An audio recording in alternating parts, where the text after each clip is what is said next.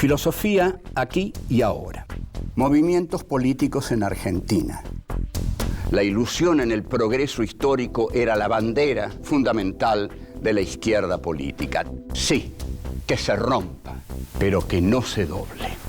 Querían pobres sometidos y tienen, en cambio, anarquistas combativos.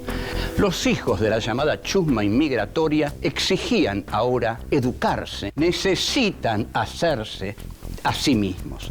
La conciencia política de los militantes aparece en la praxis. Eva Perón es una construcción de Eva Perón. El tercer mundo es el que iba a encabezar la lucha contra la opresión. Cortar de un solo tajo la cabeza de la víbora marxista. Que vengan los capitales de todo el mundo sin condiciones de ningún tipo. Develar cómo fueron los movimientos políticos que dieron forma a este país que hoy tenemos.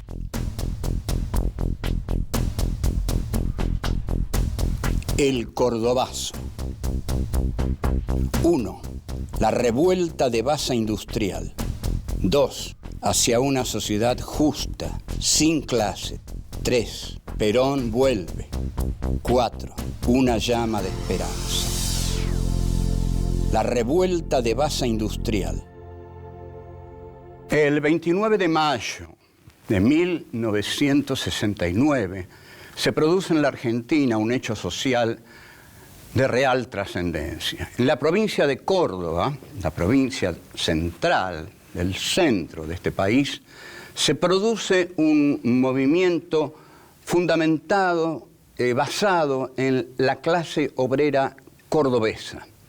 Esta sí es la clase obrera. Es la clase obrera que surgió al calor de industrias que se instalaron en Córdoba, como por ejemplo la Ford, la Fiat.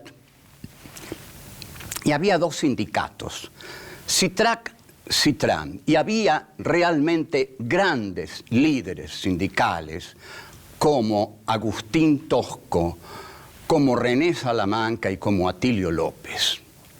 Estos eran grandes dirigentes sindicales que se ponían a la cabeza de las marchas de los obreros.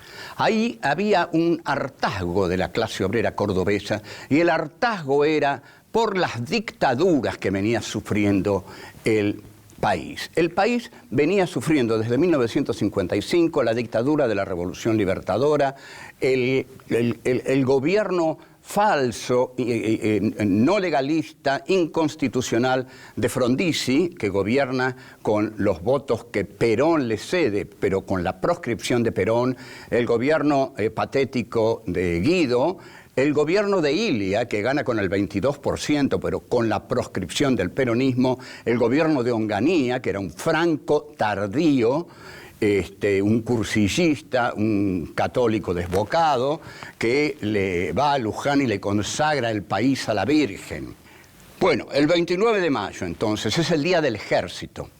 Ese día eligen los obreros y sus conductores para hacer estallar el Cordobazo. Salen a la calle y había una consigna que es con los dirigentes a la cabeza o con la cabeza de los dirigentes. Entonces, las industrias, como dije, que estaban instaladas ahí, eran Fiat, Renault, Ford, etcétera, etcétera. Acá la verdadera novedad es que el peronismo no es el eje hegemónico del Cordobazo, sino que son los sindicatos de la izquierda clasista. Hay peronistas fundamentales como Atilio López que acompañan a este movimiento fervoroso, y Perón apoya levemente el Cordobazo porque huele lucha de clases ahí, y Perón nunca estuvo por la lucha de clases, sino por la idea de la comunidad organizada, en la cual toda la Argentina se iba a organizar en una comunidad sin enfrentamientos de clase. En cambio, Tosco y Salamanca, por supuesto, como hombres de formación marxista, basaban entendían la historia como conflicto, antagonismo y lucha, como enfrentamiento de clases, porque eran trotskistas, marxistas, y así la veían, no eran peronistas. Esta formación de Tosco, de Salamanca, y también de Atilio López, ¿no?, que es un peronista muy girado a la izquierda, lo que muestra que el peronismo estaba girando a la izquierda y que esto preocupaba mucho a los sectores de poder y al mismo Perón. Perón, de todos modos, creía que podía manejar todo. Esto ya lo tendremos que ver en un capítulo dedicado al juego pendular de Perón. Hay que aclarar que el Cordobazo se hizo sin armas. No hubo armas en el Cordobazo, salvo algunos francotiradores del ERP que tiraban desde lo alto de los edificios. Pero en esa foto de Agustín Tosco al frente de la clase obrera se resume la ética, la estética, la estrategia, la táctica y la estrategia del Cordobazo. Volvemos. 2. Hacia una sociedad justa, sin clase. El Cordobazo es un punto de ruptura. Vamos a ver qué quiere decir un punto de ruptura. La historia, en realidad, no es algo que marche así linealmente, sino que la historia tiene muy diversos caminos, que hay que pensarla como algo muy complejo, que no hay una historia lineal. Pero en la historia se producen acontecimientos, que es una palabra que enamora a los filósofos. ¿Qué es un acontecimiento? Es una ruptura profunda en la historia, en la cual pareciera que la historia se abre y sale de sí misma, o entran en ella demasiados o muchos elementos que se venían jugando desde antes. Vamos a ver, es como si la historia saliera de la historia para autorrealizarse o para conocerse a sí misma. Hegel no pensaba así. Hegel pensaba que la historia era un devenir necesario, un decurso lineal, progresivo, hacia adelante, dialécticamente, etcétera, etcétera. Ahora, el concepto de acontecimiento es muy difícil porque es tratar de entender cómo lo trascendente se realiza en la historia. Para el filósofo Walter Benjamin, el Mesías, decía, que es el Dios que esperan los judíos que venga al final de la historia, no va a venir al final de la historia, sino que entra por endijas que se producen en la historia, entra constantemente en la historia. Y hace poco leí una frase de la sublime pianista argentina Marta Argerich, que dijo que la música es lo único que a uno lo arranca del tiempo y lo lleva a otra dimensión, algo con lo que estoy de acuerdo.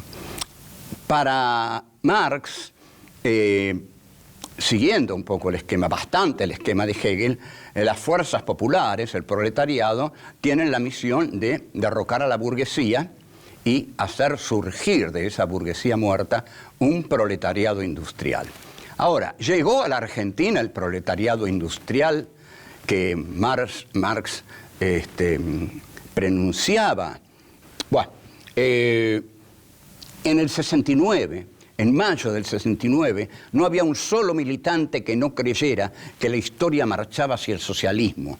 Incluso Perón, cuando recibe al padre Mujica en el 72, en la residencia de Gaspar Campos, le dice: sepa, mi amigo, la historia marcha hacia el socialismo. Cuando volvió en el 73 se olvidó totalmente de eso. La historia marchaba hacia un lado totalmente opuesto al socialismo. Ahora, había un compromiso también entre los estudiantes del barrio Clínicas y la clase obrera. Había que eliminar la máscara democrática que los civiles le daban a los militares y había que eliminar la cara con labio leporino, en el caso de Onganía, que los militares le oponían a la sociedad. Había que liberar a esta sociedad injusta, ilegítima. Todo lo que hizo la sociedad argentina desde el Estado ilegítimo que se instaura en 1955 hasta 1973 es ilegítimo, porque se basa en la proscripción del partido mayoritario y del líder de ese partido mayoritario y del escamoteo del cadáver de Eva Perón. Recién en 1973, a raíz de las elecciones del 11 de marzo, vuelve la democracia a la Argentina, que dura 49 días, hasta que vuelve Perón. Pero el cordobazo fue una auténtica gesta obrero-estudiantil que hizo tambalear al gobierno de Onganía. Onganía es inmediatamente reemplazado y se ponen a buscar a un presidente. Ya vamos a ver a quién traen, cómo y por qué. Volvemos. 3. Perón vuelve. Hay mucha gente que no entiende por qué la juventud peronista adhirió a Perón. Y dicen, ¿cómo? ¿No sabían quién era Perón? No sabía que Perón era un nazifascista, no sabían que Perón era un manipulador, que era un demagógico. No. La juventud peronista se hizo todo lo peronista que pudo. Y Perón se hizo todo lo izquierdista que pudo. Lo que pasa es que no llegaron a tocarse entre los dos. Primero, la época, toda la época era un grito unánime. El mundo marcha hacia el socialismo. Y el socialismo y esa lucha la van a protagonizar los pobres de este mundo. Eso se fue generalizando con la idea del tercer mundo. El tercer mundo es el que iba a encabezar la lucha contra la opresión. Entonces, los pobres en la Argentina eran peronistas. Yo a veces suelo contar una anécdota que es un chiste, ¿no? pero es real. Que digo, yo salía de la facultad, había terminado de leer El Capital y les pregunté a mis amigos, bueno, ¿dónde está el proletariado británico? Y me dijeron, acá no hay proletariado británico, tenemos a los negros peronistas.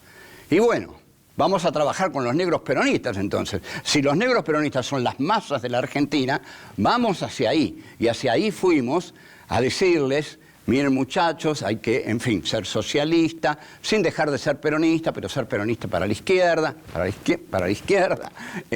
y hacer la revolución, y para hacer la revolución hay que traerlo a Perón. Por eso, la consigna de la época es el Perón vuelve. Y para el pueblo, Perón iba a volver en un avión negro. Hasta tal punto se había transformado en un mito prohibido que iba a volver en un avión negro. El color de lo negado, el color de lo prohibido. Severino Di Giovanni, el anarquista, se vestía de negro porque quería ser el maldito de la sociedad.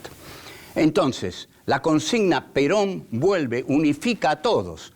Todos los peronistas quieren que Perón vuelva, pero por muy distintas razones. Porque Rucci no quería que Perón volviera por las mismas razones por las que quería la juventud peronista. Eran muy distintas. El PJ, que era conciliador, dialoguista con el régimen. Rucci, que también dialogaba con el régimen y que lo acusaba a Agustín Tosco, ese Trosco que macarteaba como loco Rucci. Sin embargo, era importante para el regreso de Perón porque era un sindicalista de fuste, de fuerza, que puso muchos micros para ir a buscar a Perón en su primer regreso. Entonces, entendamos algo, porque hay muchos tontos que dicen que la izquierda peronista fueron unos cuantos pibes tontos que se dejaron engañar por Perón. ¿Qué tontería es esa? No se dejaron engañar por Perón. Construyeron su Perón y sabían que estaban construyendo un Perón. No sabían que iba a hacer Perón cuando volviera. Y esto yo lo viví muy profundamente. Por ejemplo, venía un grupo y me decía, ¿por qué no nos haces una serie de discursos de Perón? Bueno, decía yo, ¿y qué discursos? Y los que reflejen nuestra línea. O sea, que había discursos para todo el mundo de Perón. Entonces, en lucha con ese regreso de Perón, John William Cook, un gran luchador de la Argentina, lanza una frase que tuvo el poder unificador de una consigna poderosa. El peronismo es el hecho maldito del país burgués. Si ustedes lo piensan, en ese momento, el peronismo era lo inintegrable dentro del país burgués, porque se vivía negando al peronismo, apartando al peronismo, negándole las elecciones libres, negando el regreso de Perón. En 1969 ya empiezan a surgir las primeras organizaciones armadas, a las cuales Perón realmente, si se lo leía bien, no estaba engañando, porque las llamó formaciones especiales, es decir, formaciones para un determinado momento de la lucha, no formaciones para siempre. Entonces, ahí las formaciones armadas debieron entender que no iban a compartir el poder con Perón, como lanzan la consigna conducción, conducción, Montoneros y Perón. No, fueron formaciones especiales para un momento de la lucha. Cuando surgiera otro momento de la lucha, la vanguardia la iban a tomar otros sectores más dialoguistas. Volvemos. 4. Una llama de esperanza. Durante esa época azarosa, convulsionada, aparece el diario de la CGT-A, CGT de los argentinos, que estaba dirigida por Ongaro. El periódico de la CGT era un periódico muy valioso y que entusiasmaba mucho a los estudiantes, que lo repartíamos en las facultades. Al menos algunos amigos y yo lo repartíamos en la Facultad de Filosofía. En ese periódico es donde Rodolfo Walsh empieza a entregar, a publicar por entregas, ¿Quién mató a Rosendo?, que es un texto en contra del bandorismo, porque la conclusión final es que a Rosendo lo mató o lo hizo matar Bandor. La militancia era algo de vida, había que militar. La palabra maricón no era una palabra despectiva como hoy. Era despectiva en cuanto a lo que alguien no hacía, que era arriesgarse. Entonces la consigna era el que no milita es un maricón. Después, durante el menemismo, salió la consigna el que milita es un boludo, con perdón. Bueno, es una palabrita esa que se usa todo el día. Este cambio, ¿no?, de las épocas fogosas de la militancia a las épocas del desencanto durante el menemismo, se refleja en esas dos consignas. El cordobazo fue un fulgor de la historia, ¿no? Fueron las llamas de una provincia que encendió a otras provincias como Mendoza, una provincia de tradición conservadora, pero que sin embargo se unió al fervor del cordobazo, Santa Fe con el rosariazo, y bueno, y esa lucha en Buenos Aires se estaba dando, porque la estaba dando y la empezó a dar la guerrilla montonera. La esperanza que estaba ahí a la mano era una revolución, porque la revolución se había hecho en Argelia. Se leía muchísimo Los Condenados de la Tierra de Frantz Fanon, y sobre todo el texto, el prólogo sublime de Sartre a Los Condenados de la Tierra, donde Sartre escribe: Europa se ha hecho a sí misma fabricando esclavos y monstruos. Entonces, es el tercer mundo, nada va a parar al tercer mundo, que es el que va a ser la revolución mundial, porque la idea era que en la medida en que el imperialismo perdiera la plusvalía externa que el tercer mundo le daba, perdiera todas las riquezas que extraía del tercer mundo, iba a entrar en un colapso muy grave, y el tercer mundo se iba a unir en un bloque poderoso y bueno, que para enfrentar al imperialismo. La palabra democracia era una palabra del enemigo. La palabra democracia, porque no había adversario, había enemigos. La palabra democracia la usaban hasta la náusea la derecha, los diarios de la derecha. Todos luchaban en nombre de la democracia.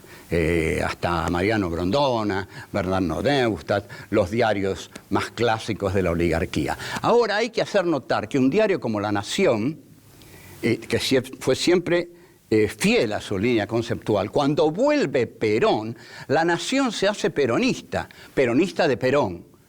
Y se puede leer cada discurso de Perón, cada declaración de Perón, y al día siguiente el comentario hiperelogioso que hace La Nación. Qué curioso nuestro líder. Venía a implantar el socialismo y de pronto es el líder del diario La Nación. Todo esto llevó a la militancia o a la lucha extrema o a entrar dentro de la conducción de Perón a disgusto, pero por lo menos Perón tenía una historia detrás de él, ¿no? Y lo apoyaban las masas todavía. Entonces, hubo enormes disidencias en las organizaciones de la izquierda peronista. El caso es que el cordobazo ahí va perdiendo fuerza. Y de Córdoba se adueña la derecha peronista, porque lo sacan a Atilio López y a Obregón Cano, que eran hombres de la izquierda peronista, ligados a la organización Montoneros, a la tendencia, y lo sacan. Un comisario lo sacan. Miren, qué al día que está esto. El comisario Navarro saca al gobernador Obregón Cano y al vicegobernador Atilio López, un comisario. Y Perón manda al ministro del Interior y en lugar de reponer a Obregón Cano y Atilio López en sus cargos, pone a otros dos tipos tan fascistas como él quería que lo fueran y que le responden por completo. Bueno, esta es la conclusión de estos hechos tan complejos sobre los que hay que reflexionar y sobre todo sobre los que hay que tener un pensamiento claro que plantee claramente estos problemas que han sido trágicos por su incomprensión y que siguen siendo trágicos si realmente no los entendemos a fondo. Hasta que no los entendamos a fondo, van a seguir siendo trágicos en nuestro corazón, sin duda alguna. Bueno, chao, hasta luego.